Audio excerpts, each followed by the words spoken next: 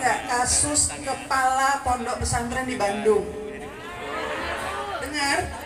Namanya Heri Wiryawan.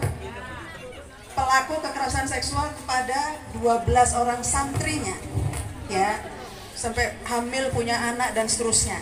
Hari ini dia terancam hukuman kebiri kimia. Tahu kebiri kimia?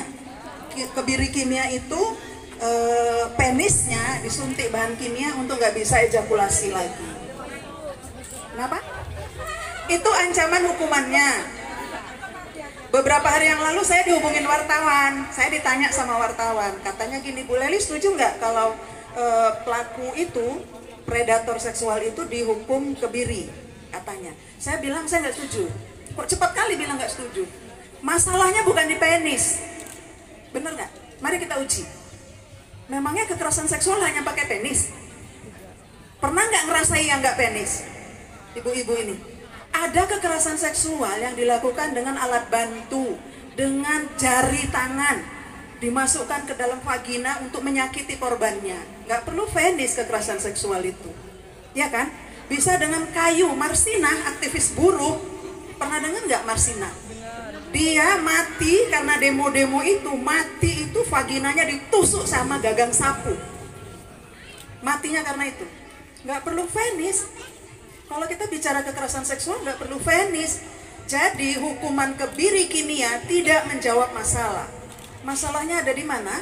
Masalahnya ada di kepala, ada di cara berpikir, ya kan? Masalahnya ada di cara berpikir. Ketika seseorang memandang orang lain rendah, maka dia akan cenderung melakukan apapun yang dia mau lakukan terhadap orang yang direndahkan, ya nggak? Karena cara berpikir melahirkan cara bertindak, ya kan?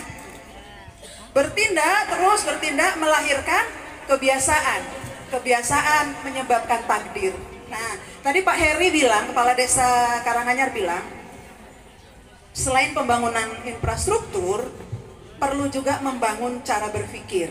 Makanya diciptakan, dihidupkanlah budaya-budaya lagi. Reog dihidupkan, wayang dihidupkan. Itu kan untuk menggugah cara berpikir kita, ya kan? Melestarikan cara berpikir yang arif. Apa itu? Misalnya menghormati orang tua. Anak-anak sekarang itu ada, kalau lewat depan orang tua bungkuk, jalan, derek langkong, kata anak-anak sama orang tua ada. Kalau di Jawa itu kalau anak-anak sama orang tua kan bilangnya derek langkong. Kalau kita ngomongnya amit, udah jarang jumpa anak-anak jalan depan orang tua bilang amit. Yang ada amit-amit, mak. Iya kan?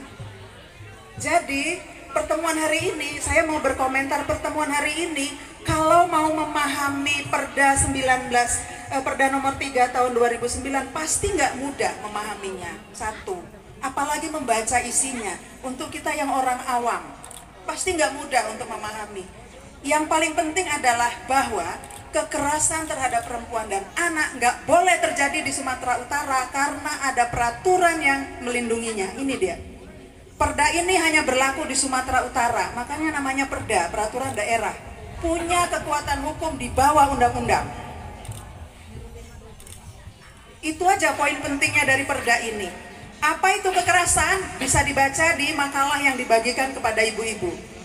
Tapi poin penting dari saya, perda ini dibahas untuk merubah cara berpikir kita bahwa yang namanya kekerasan terhadap perempuan dan anak hari ini dilindungi oleh negara. Negara hadir, udah masuk dalam rumah ini negara. Artinya kalau di rumah sana nanti ada pelaku kekerasan terhadap istri, Pak Heri kepala desa udah nggak boleh pura-pura nggak dengar. Pak Heri sudah mewakili negara ini untuk ikut campur. Ini perintahnya, perda ini.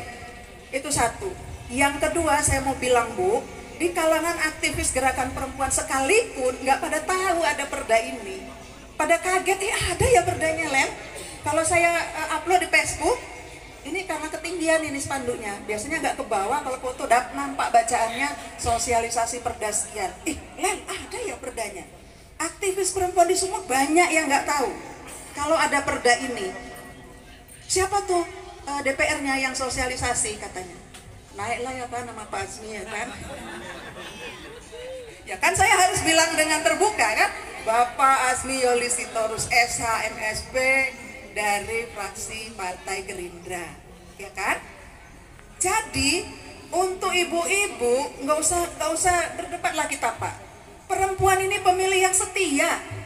Dia akan memilih yang nyata di depan matanya, yang bekerja secara nyata. Buat ibu-ibu, kalau sosialisasi perda ini bukan, ibu-ibu nggak anggap ini sesuatu yang istimewa, ya keterlaluan lah. Saya ada di sini untuk bicara perda ini karena ada Pak Azmi, ya kan?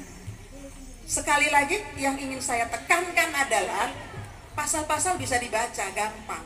Bu, mumpung perda ini belum diubah, mumpung perda ini belum diganti dengan perda yang lain. Perda ini nggak ada duitnya Bu, ini nggak menghasilkan investor datang. Itu kenapa rancangan undang-undang penghapusan kekerasan seksual di Jakarta itu tidak kunjung disahkan, tidak kunjung dibahas.